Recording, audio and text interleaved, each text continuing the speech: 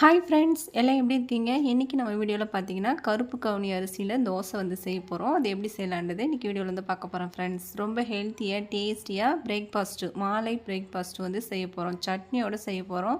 ரொம்ப சுவையாக இருக்கும். வாங்க வீடியோக்குள்ளே போகலாம். முதல்ல கருப்பு கவுனி அரிசி வந்து நம்ம ஊற வச்சுக்கலாம். அதுக்கு வந்து பார்த்திங்கன்னா நான் 1 கப் அளவுக்கு கருப்பு கவுனி அரிசி எடுத்துக்கிறேங்க. உங்ககிட்ட என்ன அளவு இருக்கோ அந்த கப்பெல்லாம் நீங்கள் வந்து அளவு எடுத்துக்கோங்க. இப்போ 1 கப் அளவுக்கு கருப்பு கவுனி அரிசி எடுத்தாச்சு. அது சேர்த்துட்டு அடுத்து நம்ம இப்போ எடுத்த கப்பாலே நம்ம வந்துட்டு ஒரு 3/4 கப் அளவுக்கு நான் வந்து உளுந்து வந்து எடுத்துக்கிறேங்க. இது கூடவே நம்ம வந்து 1 டீஸ்பூன் அளவுக்கு வெந்தயம் எடுத்துக்கலாம். இப்போ இது எல்லாத்தையும் சேர்த்துட்டு நம்ம வந்து ஒரு 2 முறை நல்லா வாஷ் பண்ணி எடுத்துகிட்டு வந்துடலாம். நம்ம கை விட்டு நல்லா பிசைஞ்சு இந்த மாதிரி வந்து வாஷ் பண்ணிக்கணும். கொஞ்சம் தண்ணி வந்து சேஞ்ச் ஆகும். இப்போ பிங்க் கலரில் இருக்கும். இது வந்து நம்ம தண்ணி ஊற்றிட்டு ஒரு 2 முறை நல்லா வாஷ் பண்ணி எடுத்துகிட்டு நம்ம வந்து அடுத்து ஊற வைக்க போகிறோம். நல்லா முழுகிற அளவுக்கு தண்ணி ஊற்றி நல்லா வந்து ஊற வச்சுக்கணும். இது ஊற வைக்கிறது அப்படின்னு பார்த்திங்கன்னா 8லேருந்து 10 மணி நேரம் நம்ம வந்து ஊற வைக்கணுங்க. அப்போ தான் நமக்கு மாவு நல்லா அரைஞ்சி வரும்.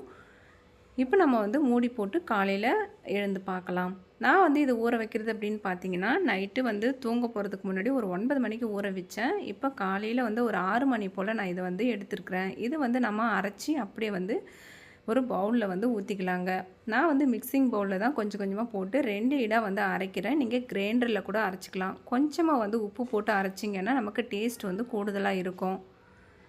இப்போ இட்லிக்கு நீங்கள் வந்து கொரகொரப்பாக அரைச்சிக்கோங்க. தோசை ஊற்ற போகிறீங்கன்னா கொஞ்சம் நைஸாக அரைச்சிக்கோங்க. இதில் வந்து பார்த்தீங்கன்னா நீங்கள் இட்லி ஊற்ற போகிறீங்கன்னா ஒரு 2 டீஸ்பூன் அளவுக்கு பச்சை அரிசி வந்து சேர்த்துக்கோங்க.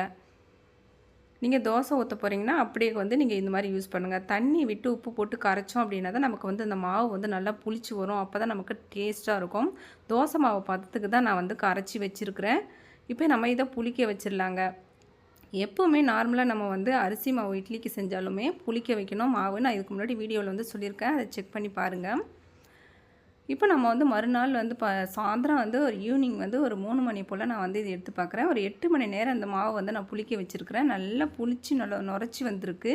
இப்போ நல்லா வந்து மிக்ஸ் பண்ணிக்கணும். இதை நல்லா அடித்து மிக்ஸ் பண்ணிவிட்டு நம்ம வந்து தோசை வந்து இப்போ ஊற்ற போகிறோம். மார்னிங் பிரேக்ஃபாஸ்ட்டுங்க. இது வந்து ஹெல்த்தியாக ரொம்ப டேஸ்டியாக இருக்கும். இப்போ நம்ம வந்து இதுக்கு முன்னாடி சட்னி வந்து ரெடி பண்ணிக்கலாம். சட்னி ரெடி பண்ணிவிட்டு அதுக்கப்புறம் நம்ம வந்து தோசை ஊற்றிக்கலாம். எண்ணெயை விட்டுட்டு ஒரு 3 பட்டை மிளகாய் 3 டீஸ்பூன் அளவுக்கு கடலைப்பருப்பு சேர்த்துட்டு அப்படியே கொஞ்சமாக வந்து நம்ம இஞ்சி பூண்டு வந்து சேர்த்துக்கலாங்க. நல்லா வதக்கி விட்டுட்டு அதுக்கப்புறம் 2 பெரிய சைஸ் வெங்காயம் கட் பண்ணி போட்டிருக்கேன். அடுத்து 2 பெரிய சைஸ் தக்காளி வந்து போட்டிருக்கேன். கடலைப்பருப்பு சட்னிக்கு நம்ம வந்து வெங்காயம் தக்காளி இஞ்சி பூண்டெல்லாம் சேர்த்து செஞ்சோன்னா ரொம்ப டேஸ்ட்டாக இருக்கும். இதுக்கு முன்னாடி நான் வீடியோவில் வந்து சொல்லியிருக்கிறேன். இந்த தோசைக்கு வந்து பார்த்திங்கன்னா நம்ம வந்து இந்த சட்னி வந்து நல்லா சூட்டபிள் ஆகும். கொஞ்சமாக தக்காளி கூட உப்பு போட்டு வதக்கணும் அப்படின்னா நமக்கு சீக்கிரமாக வந்து தக்காளி வந்து நல்லா வதங்கி வந்துடுங்க. வேலையுமே வந்து சீக்கிரமாக சட்டுன்னு முடிஞ்சிடும். இப்போ இது ஃபுல்லாக வந்து வதங்கினதுக்கப்புறம் நம்ம பார்க்கலாம். நல்லா வதங்கிடுச்சு. நல்லா ஆற வச்சுட்டு ஒரு மிக்சிங் பவுலில் போட்டு நம்ம அரைச்சி எடுக்க போகிறோம். இப்போ வந்து நான் வந்து ஒரு கைப்பிடி அளவுக்கு கொத்தமல்லி வந்து சேர்த்து அரைச்சோம் அப்படின்னா சட்னியோட டேஸ்ட்டு ரொம்ப சூப்பராக இருக்கும். இப்போ தாளிப்புக்கு வந்து கடுகு கொஞ்சமாக போட்டுட்டு எண்ணெய் ஊற்றிட்டு கருவேப்பிலை போட்டுட்டு அடுத்து பார்த்திங்கன்னா கொஞ்சமாக பெருங்காயத்தூள் வந்து சேர்த்துட்டு நம்ம அரைச்சி வச்சுருக்கிற சட்னியோட சேர்த்துக்கலாம் தாளிப்பை. ரொம்ப சுவையான சட்னி ரெடி. அடுத்து நம்ம வந்து தோசை வந்து ஊற்ற போகிறோம். இப்போ வந்து ஃபஸ்ட்டு வழக்கமாக நம்ம வீட்டில் வெங்காயத்தில் தான் நம்ம வந்து இதுமாதிரி தேய்ச்சி எடுப்போம். நல்லா தோசை பார்த்திங்கன்னா டேஸ்ட்டாக வாசனையாக இருக்கும். இப்போ அடுத்து மாவு வந்து புளிக்க வச்ச மாவு வந்து நம்ம வந்து நல்லா எந்த அளவுக்கு உங்களால் தேகிலாக வந்து ஊற்றி எடுக்க முடியுமோ அந்த அளவுக்கு மெலிசாக ஊற்றி எடுத்துக்கோங்க. இந்த தோசை வந்து ரொம்ப டேஸ்டியாக இருக்கும். இந்த தோசைக்கு சட்னின்னு பார்த்தீங்கன்னா நம்ம தேங்காய் சட்னி, வெங்காய சட்னி, சாம்பார், இந்த கடலைப்பருப்பு சட்னிலாம் ரொம்பவே வந்து சூட்டபுளாக இருக்கும். இன்றைக்கி வந்து நம்ம கடலைப்பருப்பு சட்னி தான் ரெடி பண்ணியிருக்கிறேன். இப்போ நம்ம திருப்பி விட்டு வேக வைக்க போகிறோம். நம்ம கீழே பார்த்திங்கன்னா நல்லா மொறுன்னு நல்லா வெந்து வந்திருக்கும். நமக்கு வெளிப்பக்கம் பார்த்திங்கன்னா சாஃப்டாக இருக்கும். இந்த தோசை வந்து என்னோடய பிள்ளைங்க வந்து சாப்பிட மாட்டாங்கன்னு நினச்சேன். ரொம்பவே விரும்பி சூப்பராக சாப்பிட ஆரம்பிச்சிட்டாங்க. பிரேக்ஃபாஸ்ட்டில் வந்து டயட்டில் இருக்கிறவங்க கண்டிப்பாக அந்த மாதிரி ஹெல்த்தியான ஃபுட்டு வந்து எடுத்துக்கிட்டிங்க அப்படின்னா ரொம்பவே சூப்பராக இருக்குங்க. நீங்களே மாதிரி ட்ரை பண்ணி பாருங்கள். இது வாரத்துக்கு 2-3 முறை ட்ரை பண்ணி பார்த்தீங்கன்னா உங்களுக்கே நிறைய மாற்றங்கள் தெரியும். குழந்தைங்களுமே நல்லா வந்து சாப்பிட ஆரம்பிச்சிட்டாங்க.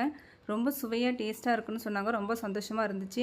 அரிசியை வந்து நான் எப்போவுமே கூழ் கஞ்சி தான் செஞ்சு சாப்பிடுவேன். இந்த மாதிரி தோசை செஞ்சு சாப்பிட்லாமேன்னு செஞ்சேன். இது வரைக்கும் நம்மளோட வீடியோ உங்களுக்கு பயனுள்ளதாக இருக்கும். பிடிச்சிருந்தால் நம்மளோட சேனலை சப்ஸ்கிரைப் பண்ணி வச்சுக்கோங்க.